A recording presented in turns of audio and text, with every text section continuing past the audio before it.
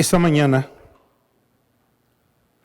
vamos a tener la oportunidad de recurrir a dos hermosos salmos del salmista David y a una circunstancia de la vida de David. Ha sido mi propósito en estos domingos, estas predicaciones, hablando de los salmos, relacionar la experiencia de los que escribieron los salmos, bajo qué circunstancias los escribieron, por qué el peso de las palabras que expresan en los salmos tienen tanto valor. El salmo era una canción, era un canto, era un himno. Esos eran los salmos. Hay una forma siempre de ver, incluso en el contexto de los salmos, de ver si se cantaba con un solista, qué voz se cantaba, si se tocaba con cuerdas. Es decir, todos los salmos tienen esa riqueza y ese contexto. No olvidemos que a David le gustaba tocar el arpa y que tañía el arpa con gracia de Dios realmente. Cuando fue llevado al palacio con Saúl para tocar el arpa porque Saúl era atormentado con un espíritu inmundo, dice que tocaba el arpa con tal gracia, dice que entonces aquel espíritu se iba de él y no lo atormentaba. Y hago referencia a que un salmo es un canto, porque también la liturgia cristiana, el culto cristiano, está lleno de cantos. Solo que quiero hacer una diferencia y no pierdo la oportunidad para señalar algunas cosas que no están bien en esas liturgias donde se cantan cantos que se producen por el comercialismo, por vender, por grabar, y que no tienen nada de fondo, que ninguna experiencia los respalda y que las palabras que allí se ponen son mero compromiso de componer por componer. Uno de los compositores de nuestro tiempo, cristianos, Jesús Adrián Romero, expresó el año pasado que hablar de Dios en sus cantos limitaba mucho su creatividad. Y bueno, sin embargo, oigo que es uno de los cantantes más populares entre el mundo cristiano, porque muchas veces no sabemos distinguir lo bueno de lo malo. Simplemente distinguimos las cosas por lo que nos produce. Si la tonadita, si las palabras llegan así como que a nuestros sentimientos y ese tipo de cosas, pues entonces exaltamos esos cantos. Pero no tiene un contenido verdadero, real, no tiene una experiencia. Hace más o menos un mes y medio, me confrontaron algunos jóvenes de la iglesia. ¿Por qué nuestra liturgia no tenía cantos? Pues como otras iglesias, con cantos modernos, con coros. Me señalaron incluso algunos coros. Y le pedí a Dios, Señor, dame la paciencia para contestar correctamente y no contestarles por impulso, para poder estructurar una idea correcta donde se pueda justificar lo que es bueno y lo que no es bueno. Pero en una de esas partes, los salmos tienen esta condición. Son parte de nuestra doctrina, tanto que son inspirados por el Espíritu de Dios y forman parte del canon bíblico. Segundo, tienen como parte de la literatura hebrea, tienen una composición poética en la cultura hebrea. Y no solamente tienen esa parte de la doctrina y la composición, sino que además de eso, es claro que tenían una estructura musical, por la forma como en los contextos de los salmos se dice cómo se tocaba, cómo se cantaba y cómo debía de ejecutarse el salmo. Entonces, pero más allá de esa parte, que podemos pensar es poética, es artística y es inspirada, tenía un trasfondo, tenía una experiencia. ¿Cuántas veces cuando cantamos un canto, por ejemplo, Estoy bien con mi Dios, el trasfondo como se escribió? Esta mañana en Polanco cantábamos Amor de Dios, y ese canto, Amor de Dios, fue hallado en un manicomio, en una pared, allí se escribió Amor de Dios. Alguien lo encontró, alguien lo escribió, y de algo de lo que dice surgió de una experiencia con Dios. Qué maravilla cuando eso sucede. ¿Por qué? Bueno, el salmista David escribe algunos salmos en su experiencia con Dios y nacen de allí, de donde nace el maravilloso Salmo 23, de su experiencia como pastor. Y yo quiero que hoy vayamos a dos salmos, el Salmo 57 y el Salmo 34, que junto con el Salmo 42, del que ya hablamos, fueron escritos en la misma circunstancia. Pero quiero profundizar un poco en la circunstancia en la que fue escrito específicamente y qué surgió de esa circunstancia, además de estos salmos. Quiero leer de entrada el Salmo 57, porque va a revelar el inicio de esa crisis en la vida de David, y vamos a terminar con el Salmo 34, que parece ser la culminación de esa crisis de David. Y entonces en el Salmo 57 nosotros encontramos una experiencia, una vivencia en donde él entraba a un territorio desconocido para él. Saúl, que lo había recibido en su casa y que después de aquel triunfo que había tenido sobre Goliat, David, la gente lo vitoreaba a David, y entonces menospreciaban a Saúl. Esto no era un menosprecio de parte de David, sino de la gente. La gente es así. La gente es tan vulnerable a sus preferencias que hoy pueden estar diciendo una cosa y mañana otra totalmente diferente.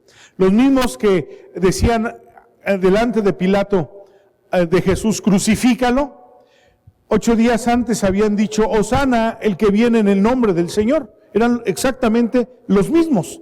La gente no era diferente, no eran diferentes públicos. Era el mismo, pero la gente es así. Y entonces la gente, después de aquel triunfo de David, gritaba, David mató a sus 10,000, Saúl a sus 1,000, poniendo por encima a David de Saúl. Y eso despertó un celo en Saúl.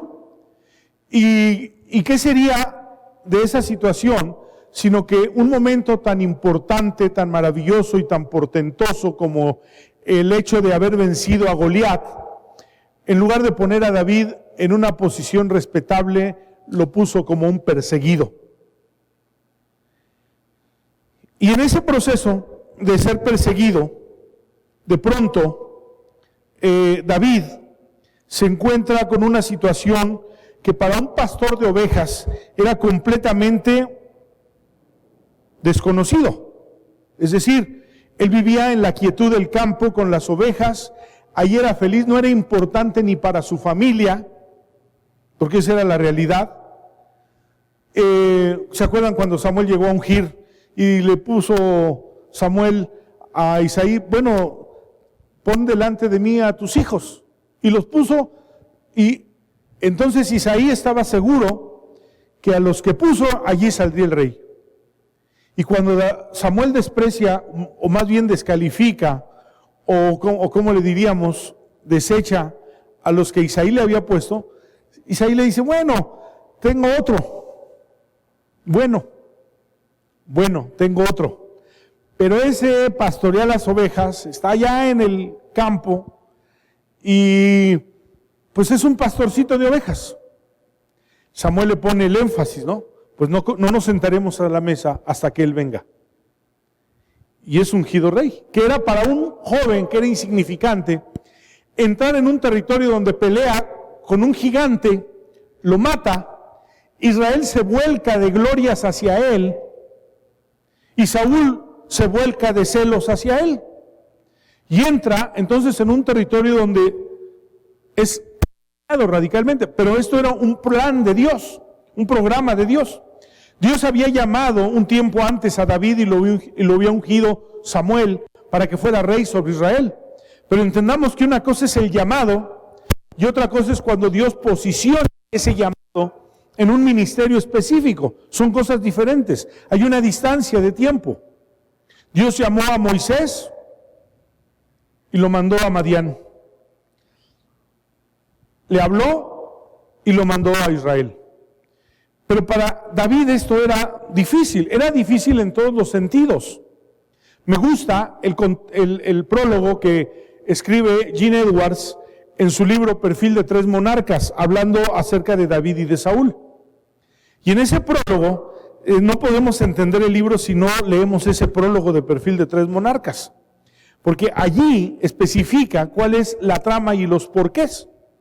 Y entonces dice que en el cielo, obviamente es un escrito de una novela, y está suponiendo, pero en ese suponer está abordando realidades.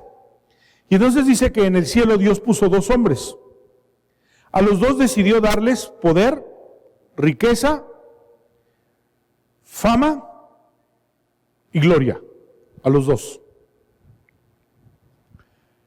Pero en uno, Él se propone enviarlo así y darle todo lo que Él le había decidido dar. Pero en el otro, antes de que Él comience su ejercicio y reciba la fama, el poder, la gloria y la riqueza, decide tocar su espíritu, su carácter. Tras tocarlo y moldearlo. Al otro no. Obviamente está hablando Saúl. A Saúl no tocó su carácter. En David sí. Cuando Dios le dijo a Samuel que ungiera a Saúl, lo ungió. Y fue rey. Cuando Dios le dijo a Samuel que ungiera a David, comenzaron 16 años difíciles en la vida de David. Y ese recorrido sale de su casa. Lo saca de su casa porque Saúl quería matarlo. Jonatán, el hijo de Saúl, que por lo menos era 4 años mayor que David, pero que amaba a David y se identificaba con él, porque Jonatán también era un hombre tan noble y tan sensible como David. Le comunica lo que su padre quería hacer. Entonces huye David y en el camino se va haciendo de algunos hombres que estaban con él, que lo admiraban y que lo aclamaban.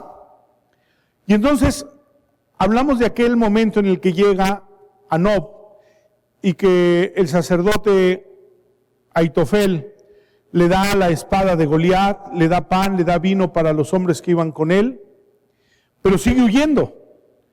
Y después llega con los filisteos, con Aquís, el rey filisteo, y Aquís lo iba a matar porque pues si mató a Goliat, pero David no tenía otra escapatoria más que llegar allí, porque Saúl lo estaba persiguiendo por todos lados con mucha furia, con mucho furor. Y entonces David se mete allí con Aquís, y entonces cuando lo ven otros hombres que estaba allí, van y inmediatamente le dicen a Aquís, y entonces David se finge loco y tiraba la baba por su barba y pintaba las paredes y rayaba y se fingía loco. Y Dios lo libra de una muerte segura. Pero teniendo que salir inmediatamente de allí, entonces toma camino a la cueva de Adulam. Y la cueva de Adulam era como una serie de montañas que estaban, que había, escarpadas, y que en esas montañas había algunas cuevas. Era difícil localizar una cueva de otra, porque eran diferentes cuevas, y no era tan fácil localizar a alguien que se escondiera allí. Entonces, cuando empieza ese recorrido, él escribe el Salmo 57. Era toda una incertidumbre. ¿Qué va a pasar conmigo? ¿Me van a matar? ¿Me van a alcanzar?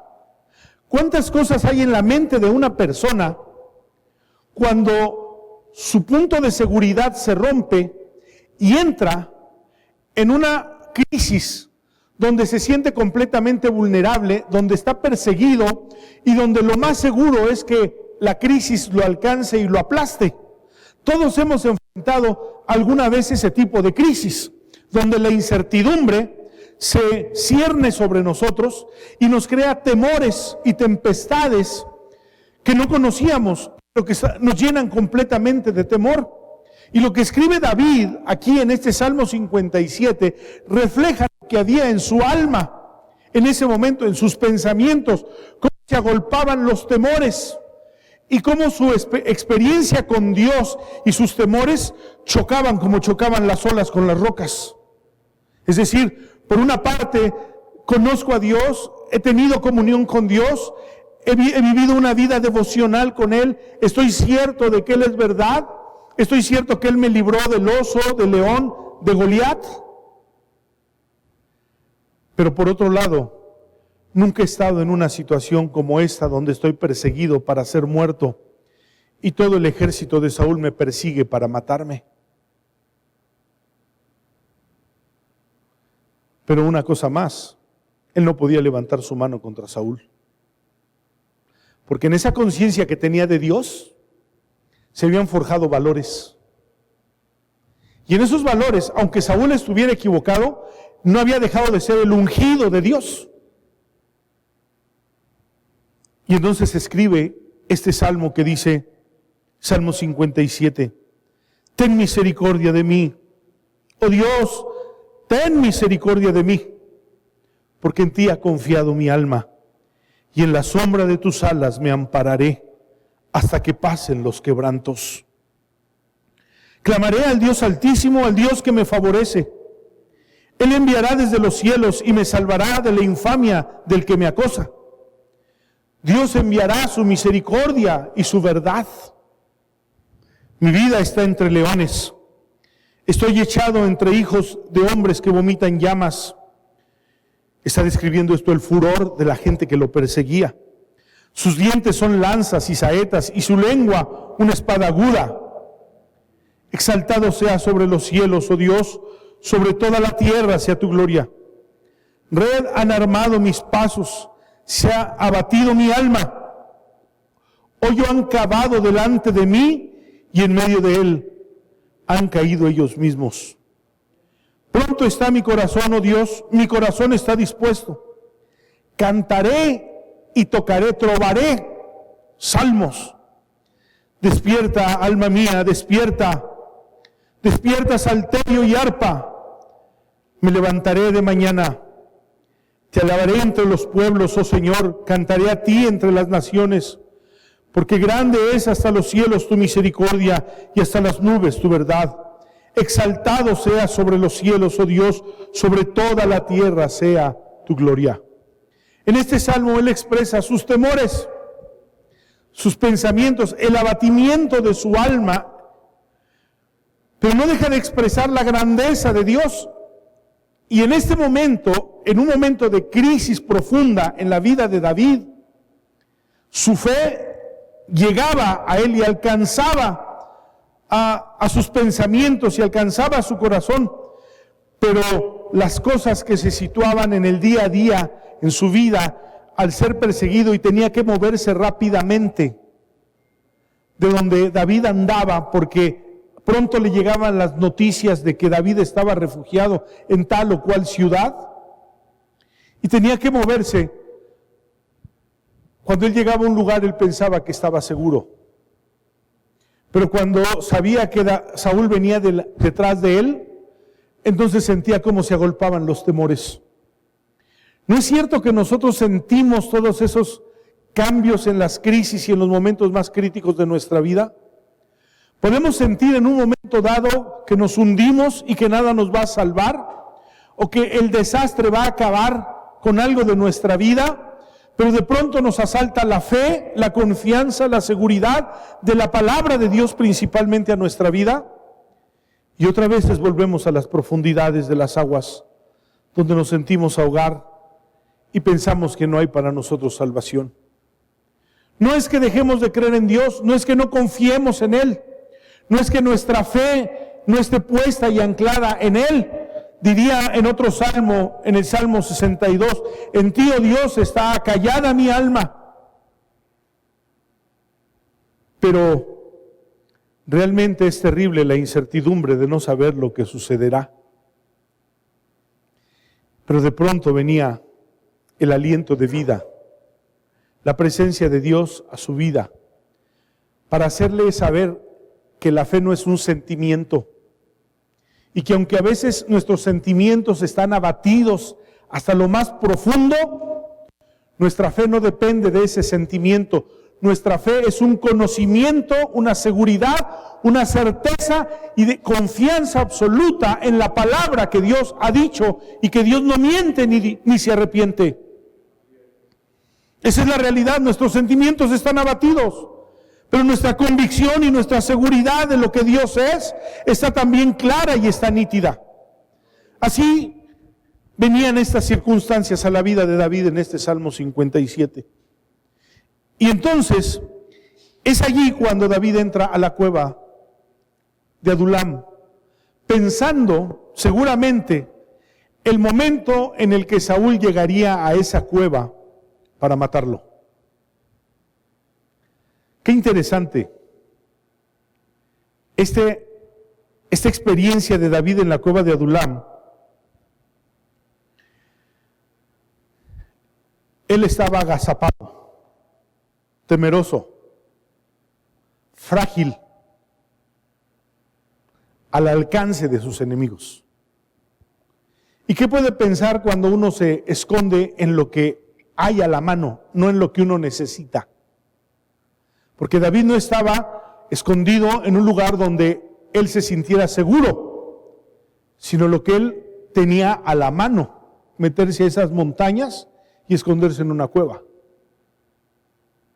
En algún momento, en otra experiencia, coincidieron Saúl y David en la misma cueva. En otro momento, no en la cueva de Adulam. Es decir, podría llegar Saúl también aquí. Y cuando eso sucede, entonces comienza la historia y la narración del capítulo 22 del primer libro de Samuel, refiriéndose a la cueva de Adulam. Y quiero llevarlos ahí, en el capítulo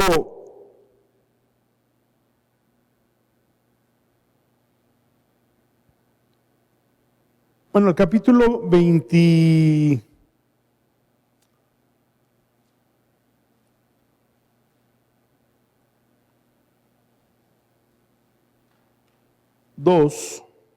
comienza la historia allí,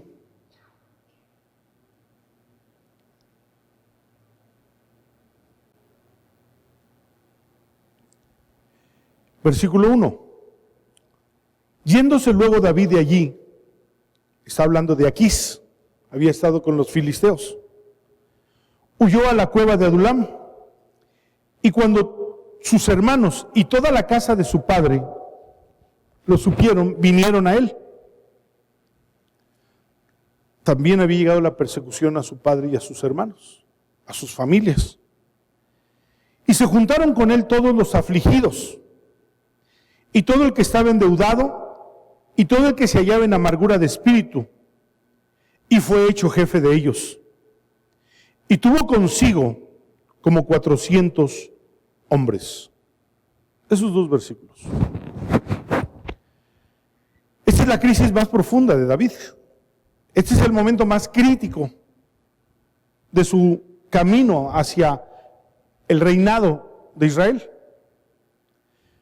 Pero siendo el punto más crítico, llega a ser también el punto de mayor riqueza en la vida de David. Sepamos esto, y lo dice Santiago muy claro cuando habla acerca de la prueba en el capítulo 2. Si alguno es probado, tenga por sumo gozo, dice. Qué difícil es entrar a una prueba y estar gozoso. David trataba de alentarse en su fe, pero las circunstancias siempre lo sumergían. Y es que la palabra de Dios, a través de la historia de David, como a través de la historia de otros hombres de Dios, nos han enseñado que el punto más crítico de su vida es diseñado por Dios para sacar del punto más crítico la riqueza más grande. En nuestras experiencias con Dios, en nuestras crisis, en nuestras adversidades, entre más críticas, más ricas serán. Entre más críticas, entre más profundas, serán más ricas y nos llevarán a lo más alto. Así es nuestra experiencia con Dios. De pronto estaba David escondiéndose y viviendo como un fugitivo. En el capítulo 19 huye a Ramá con Samuel, y entonces cuando lo alcanza Saúl, es llevado por Samuel a Noit.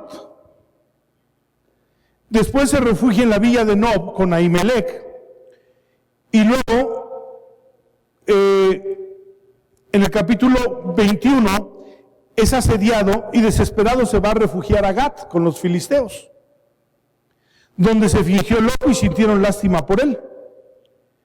Ese es el recorrido de la vida fugitiva de David, hasta que llega a una experiencia que se va a convertir en su fortaleza. ¿Por qué? Porque la cueva de Adulam se convirtió en la fortaleza de David. En todos los lugares donde David había ido, no se había enriquecido ni se había fortalecido tanto como cuando llegó a Adulam. Porque entonces el pasaje dice que allí llegaron con él. Cuando él estaba escondido, allí llegaron con él. Lo supieron su padre, sus hermanos, y fueron con él. Lo supieron los afligidos, los perseguidos, los que padecían injusticia, los endeudados, y se fueron con él. Y esa parte, que son los habitantes de la cueva, ¿quiénes eran los que habitaban esa cueva? Pues no era un ejército poderoso, no era la gente armada, no era la gente más influyente de Israel. Como nosotros en nuestra mente siempre diseñamos que nosotros podemos fortalecernos según nuestro pensamiento, con lo que el hombre se fortalece. Pero según el pensamiento de Dios, dice que Él escogió lo ignorante de este mundo para avergonzar a lo sabio. Dios siempre se hará de lo debilitado de este mundo, para que la gloria sea de Él y no de nuestras fuerzas, no de nuestra inteligencia, no de nuestra capacidad, no de nosotros. Que siempre la gloria sea para Él y que siempre nos acordemos qué fue lo que Dios nos dio y con qué Dios nos fortaleció y nos hizo salir adelante. Y siempre que recordemos eso, siempre recordaremos el nombre de Dios en nuestra vida. Y entonces, dice que llegó él desfalleciendo en su fe, amenazado por Saúl, en el destierro, la soledad, la tristeza, el dolor. Esas fueron las porciones que tuvo él en sus noches y en sus mañanas. ¿Se ha sentido afligido un día? ¿Hay un problema que lo ha herido, que lo ha dañado? ¿Cuál es la porción de esa mañana y de esa noche? ¿Cuál es nuestra porción en ese día? El dolor, la amargura, la tristeza, la desesperanza. Esa era la porción de la cueva de Adulam para David. Y de pronto comenzaron a venir. Se juntaron a él todos los afligidos, todo el que estaba endeudado, todo el que se lleva en amargura de espíritu. Ellos también vinieron a la cueva para convertir su amargura de espíritu en disciplina y en orden con la que Dios quiso sustentar a todos los que estaban en la cueva. No todas nuestras amarguras, ni nuestras tristezas, ni nuestro dolor son malos. No la copa que el Padre le dio a Jesús era mala. De esa copa amarga, de esa copa pesada y dolorosa, de allí surgió el fruto de su aflicción. Y de allí llevó a la salvación a muchos. de esa copa y de esa porción de tristeza y de esos habitantes en amargura de espíritu. Dios convirtió esa amargura de espíritu en disciplina y en orden. El dolor y las aflicciones son parte de nuestra formación en Dios. Entre tantas promesas maravillosas, nos está prometida la más grande de todas, la cruz y sus aflicciones. El que quiera seguir en pos de mí, niéguese a sí mismo, tome su cruz cada día y sígame. De esas promesas no hablamos en las redes sociales. Esas promesas de esa promesa no nos gloriamos. Pero si algo puede ser nuestra gloria en la vida es la cruz de Cristo. Y David lo probó.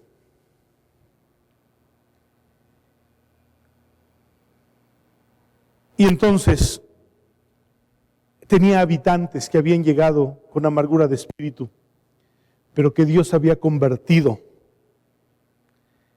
Allí surgieron sin duda los valientes de David. La Biblia no cita a los valientes de Saúl. La Biblia habla de los incondicionales de Saúl. Pero la Biblia habla de los valientes de David. Aquellos a quien Dios les convirtió su amargura en disciplina, en obediencia, en sujeción. Aquellos a los que Dios les cambió el propósito, donde la amargura de espíritu pide venganza. No olvidemos que un día, más adelante de esto, cuando David tuvo a su disposición en la misma cueva matar a Saúl, ellos le decían, mátalo, Dios lo ha puesto en tus manos. Acuérdate que Dios te prometió que pondría a tus enemigos en tus manos. Este es el momento. Es decir, había en ellos sed de venganza. Saúl presentaba para ellos una necesidad de vengarse.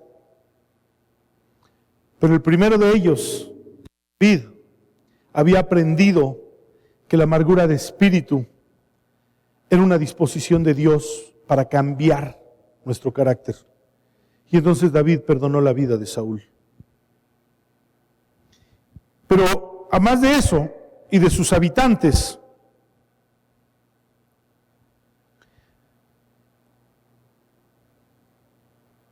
en las lecciones de esa cueva, y que solo se pueden obtener bajo esas circunstancias, entendamos esto: hay cosas que Dios solo puede forjar llevando nuestra vida a la aflicción.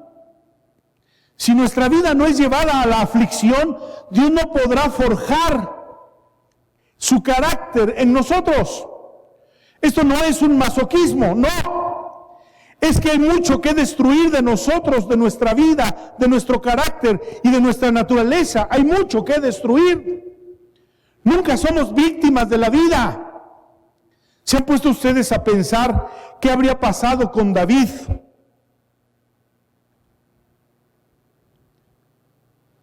Si se hubiera quedado con aquella popularidad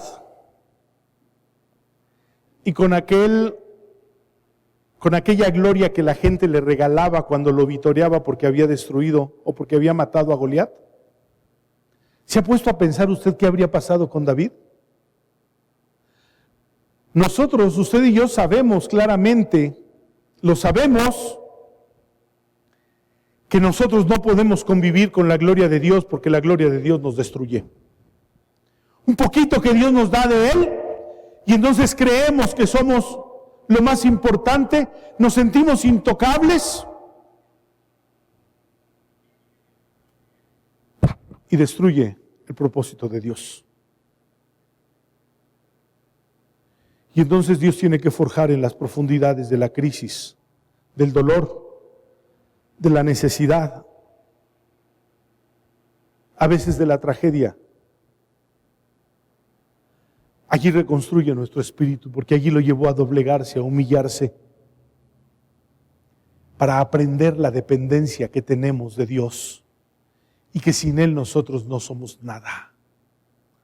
Había escrito David en algo que después veremos, el hermoso Salmo 40, maravilloso, el hermoso Salmo 40.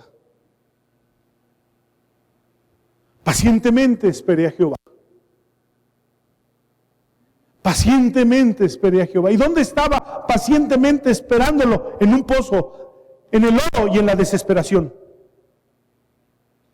Y allí lo esperé pacientemente y se inclinó a mí y oyó mi clamor, dice.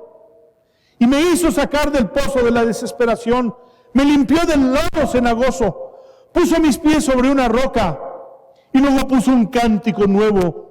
Un cántico que no era de amargura. Y un cántico no era del sufrimiento, del lodo y del pozo. Era un cántico de la gloria de Dios que lo había sacado del pozo. Que lo había limpiado del lodo. Y que lo había puesto sobre una roca. Y había puesto en su espíritu un carácter de victoria, de integridad, de sujeción, de amor y de obediencia a Dios.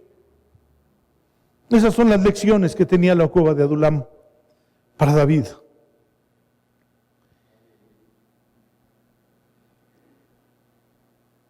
Y los ímpetus violentos y de soberbia de la gloria de Dios contra Goliat y el temperamento de su juventud debían de ser reducidos a disciplina y a orden, a obediencia y a sujeción, a dependencia y obediencia de la palabra y de la voluntad de Dios.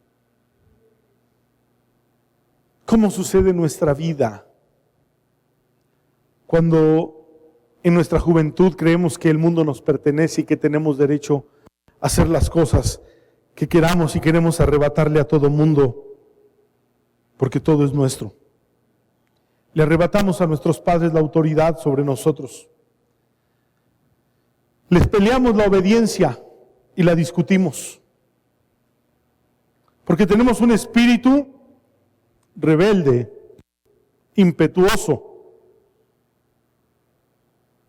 pero que Dios tiene que llevar a profundidades para hacerle entender. Y como diría también en los Salmos, te enseñaré y te haré entender el camino por el que debes andar. Todos los caminos que nosotros caminamos, todos los caminos que transitamos, todos los caminos que elegimos en un momento de la vida, Dios tiene que desbaratarlos. Porque Él ha diseñado de antemano caminos para que nosotros caminemos en ellos, dice su palabra. Los caminos fueron diseñados en la mente de Dios. Él pensó en nosotros. Él propuso propósitos para nuestra vida. Y tenía que tratar con un simple pastor de ovejas. Debía de esculpirlo y formarlo para el propósito tan elevado al cual Dios lo había llamado, ser rey sobre Israel. Pero no sería rey si no era quebrantado.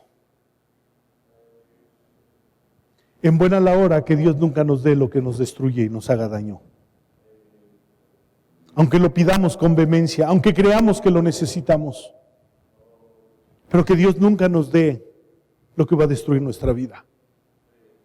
Y Dios quiso esculpir y forjar en la vida de David el rey que él quería para Israel.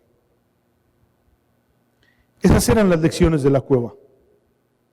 Pero la cueva tuvo su gloria. El tiempo que pasó allí también tuvo cosas maravillosas. Siempre que alguien pasa una situación difícil, dolorosa, de quebranto, le digo algo que mi papá me enseñó una vez. Dime cuáles son los tesoros de las aflicciones, me decía. ¿Cuáles son los tesoros que recogiste en las aflicciones? ¿Cuáles son los tesoros que recogemos en los momentos más difíciles de nuestra vida? Donde nuestros ojos solo ven dolor, nuestros sentimientos solo perciben tristeza, frustración. Pero Dios está trabajando, está dejando y está quebrantando nuestro espíritu, nuestro carácter, porque Él tiene propósitos mejores para nosotros. Job dijo un día, de oídas se había oído, pero ahora mis ojos te ven. Es decir, si para haberte visto y haberte contemplado y haberte conocido tenía que pasar por esto, lo volvería a pasar. Porque nada es igual cuando mis ojos te han visto.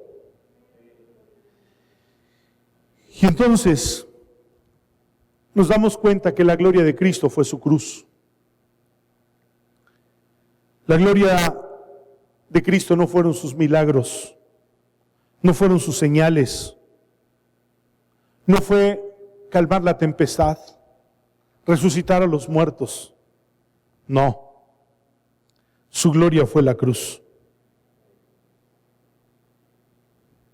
Su gloria fue la cruz. La gloria de David fue la cueva de Adulam. Como dice Romanos capítulo 5, versículo 2, por quien también tenemos entrada por la fe esta gracia en la cual estamos firmes y nos gloriamos en la esperanza de la gloria de Dios. Y no solo eso, sino que también nos gloriamos en las tribulaciones, sabiendo que la tribulación produce paciencia y la paciencia prueba, y la prueba esperanza, y la esperanza no avergüenza, porque el amor de Dios ha sido ricamente derramado en nuestros corazones. Entonces, tiene mucho sentido cuando Santiago dice, si alguno es probado, alégrese hasta lo sumo. Porque el final de la prueba le hará cabal, perfecto y sin que le falte cosa alguna. Dios estaba equipando a David. Y esa era la gloria de la cueva. Que de esa cueva David saldría forjado, esculpido, templado. Y entonces tuvo un fruto. Cuando David sale de esa cueva, sale con 600 hombres, que no los tenía, que se convirtieron en su ejército. Y salió fortalecido David de ahí en adelante para tomar camino, aunque pasaron algunos años. Pero David se veía fortalecido continuamente y continuamente la gente se adhería a David. Es interesante. ¿Cómo entró David a esa cueva? Solo. ¿Cómo sale David de esa cueva? ¿Cómo entramos a las aflicciones? ¿Cómo entramos a las crisis en la vida? ¿Cómo salimos de ellas? Nunca volveremos a ser iguales. David no fue igual. Y el fruto, como dice de Jesús, verle el fruto de su aflicción y quedará satisfecho. Un día nos presentará con el Padre. Cada persona que ha llegado al cielo, que se ha adelantado en esta vida, la bienvenida de Jesús es decirle al Padre, Él es fruto de mi aflicción. Él es el fruto de mi aflicción. Yo no puedo pensar, no puedo dimensionar la grandeza del momento de llegar a la patria celestial, a la casa de nuestro Dios, siendo recibidos por nuestro Salvador y ser presentados delante del Padre como el fruto de su aflicción. David tenía el fruto de su aflicción. Como diría Salomón en el Cantar de los Cantares, obra de mano de excelente maestro. Somos la obra de mano de excelente maestro. No se ha equivocado con nosotros, ha plasmado sus propósitos en cada uno de nosotros, ha marcado propósitos para mí, propósitos para usted, para que cada quien, si dicen que cada copo de nieve que cae es diferente uno del otro, y han caído millones de copos de nieve, ¿no podrá Él marcar propósitos definidos a cada uno de nosotros, a cada uno de sus hijos? Y todos los cumplirá. Y como le dijo un día a David, no caerá la palabra a tierra hasta que Dios haya cumplido lo que te ha prometido. Esa era la gloria, esa era la cueva de Adulam. Y con todos los temores que entró en el Salmo 57, el Salmo 34, consuma lo que David había recibido, había entendido, había conocido. Y nos lleva en 5 párrafos, en 5 estrofas, a decir: bendeciré a Jehová en todo tiempo. Su alabanza estará de continuo en mi boca. Qué importante. Los problemas no pueden quitar de nuestra boca la alabanza y el reconocimiento a Dios. Y ahora lo entendía David, porque Dios nunca abandona. Porque Él no desampara la obra de sus manos. Podemos tener un complejo nosotros de inferioridad, pero Dios nunca nos tratará conforme a nuestros complejos. Podemos pensar que Dios es demasiado grande y demasiado importante para pensar en mí, pero con todo Jehová siempre pensará en mí. Siempre. Él piensa en cada uno de nosotros. Y por eso, ahora podía decir: su alabanza estará de continuo en mi boca. En Jehová se gloriará mi alma. Lo oirán los mansos y se alegrarán. Esta parte es tan bella. El viernes, cuando hablamos de las responsabilidades de la comunión, observamos lo que significa la palabra manso. David era un hombre impetuoso. Venía el oso y lo mataba, venía el león y lo mataba. Vio a Goliat y se enfrentó a él. Era bueno para el principio. Era bueno para una parte de la vida. Pero para el propósito de Dios podría ser peligroso.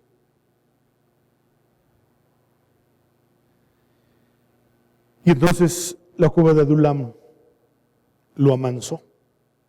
¿Y qué quiere decir la palabra manso? Decíamos el viernes. Es una palabra del campo, de los animales domésticos, del buey, del burro, del asno, del camello, del caballo.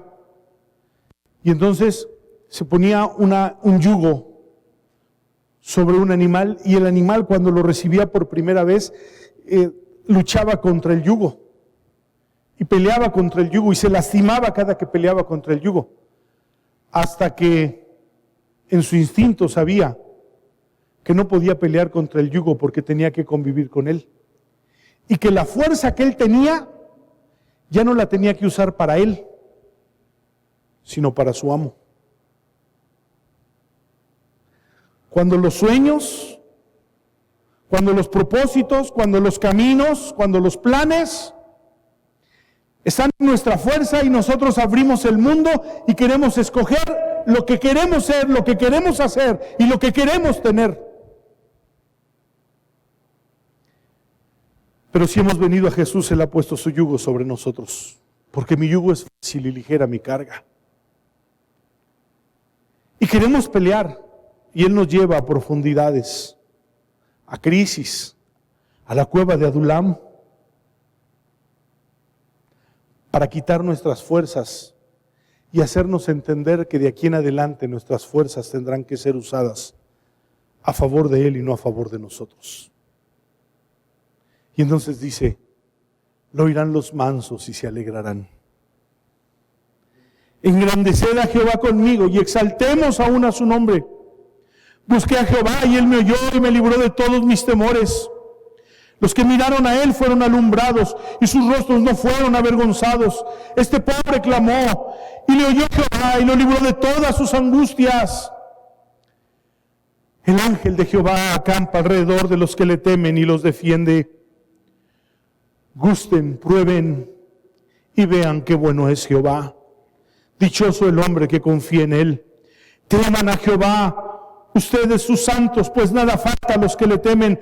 Los leoncillos necesitan y tienen hambre, pero los que buscan a Jehová no tienen necesidad de ningún bien. Vaya a esta porción si usted tiene crisis. Vaya esta porción si usted está entristecido o adolorido. Vaya esta porción del Salmo 34 y léala junto con el capítulo 22, versículo 1 y 2 del libro de Samuel. Vaya descubrimiento. Y entonces, ahora le dice, vengan hijos, escúchenme. El temor de Jehová les voy a enseñar. ¿Quién es el hombre que desea vida y desea muchos días para ver el bien? Guarda tu lengua del mal y tus labios de hablar engaño, apártate del mal y haz el bien, busca la paz y síguela.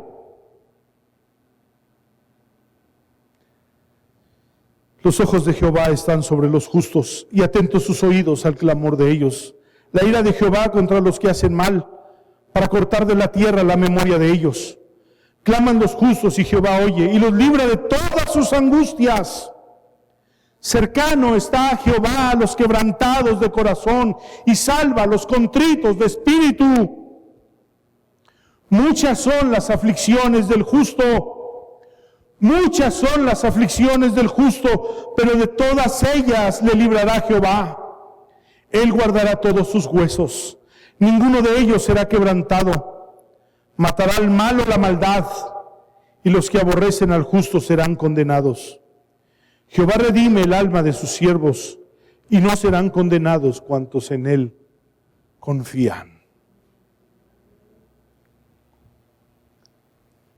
Hemos vivido tiempos difíciles ahora, pero lo peor de esto es que yo no he visto una iglesia obediente, sino una iglesia aterrorizada, escondida.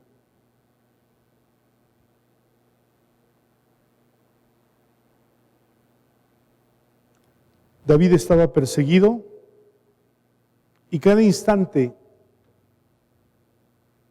en un momento estuvo pensando que era su último momento de la vida. Porque en el momento que viera aparecer a Saúl, su vida se habría acabado. Pero aprendió David que la vida no dependía de Saúl, dependía de Dios.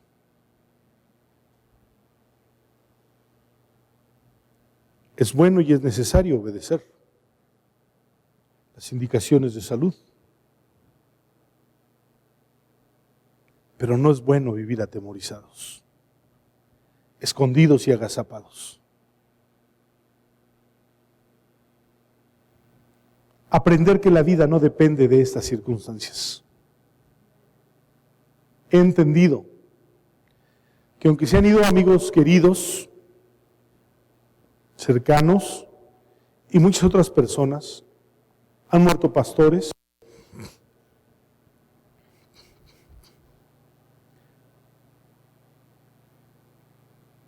la vida no está en manos de esta pandemia, sigue estando en manos de Dios. Esta pandemia no puede cortar el propósito que Dios tenga con sus hijos. Y entonces surge la pregunta, ¿y por qué han muerto hasta pastores? Porque en el tiempo de Dios también había llegado el final. Otros por imprudentes. Me decía un amigo, murieron 7 pastores, amigos de él en Nueva York, porque reprendieron el virus. Y como ya lo habían reprendido, el virus ya no existía. Una cosa es la estupidez y otra cosa es el entendimiento. ¿Sí o no? Tengo que ser entendido. Y con el entendimiento soy respetuoso y obedezco. Pero no dejo de cumplir mis deberes. Y no puedo esconderme.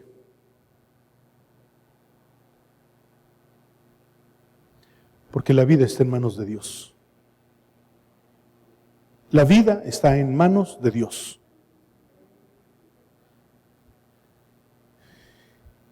Y David exalta que las maldades matan al impío, pero que Jehová libra a los justos. No de la estupidez, no del atrevimiento,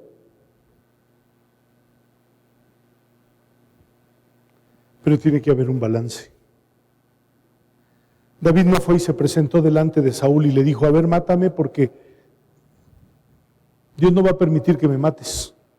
No, prudentemente. Y Dios usó eso como un trabajo que Dios tenía con David. Pero entendió que la vida no dependía de Saúl, que dependía de Dios. Nuestra vida depende de Dios. Dios la ha diseñado. En las profundidades de la aflicción, de la crisis, del dolor, Dios saca tesoros para nuestra vida. Y allí nos hace andar sobre nuestras alturas. Que la experiencia de David pueda alentarnos, pueda alentar verdaderamente nuestro espíritu para saber que Dios tiene caminos, propósitos y que las aflicciones tienen su fruto. Pongámonos en pie. Oremos al Señor.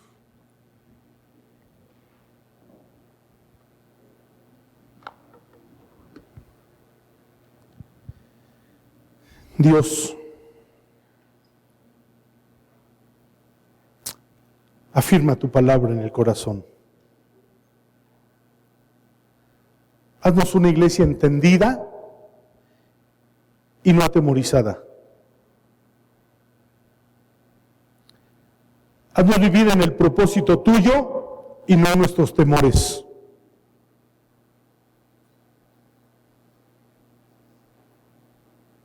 ¿Cómo quedará nuestra fe cuando pensamos que la vida está en manos de una enfermedad o de un virus y no en tus manos?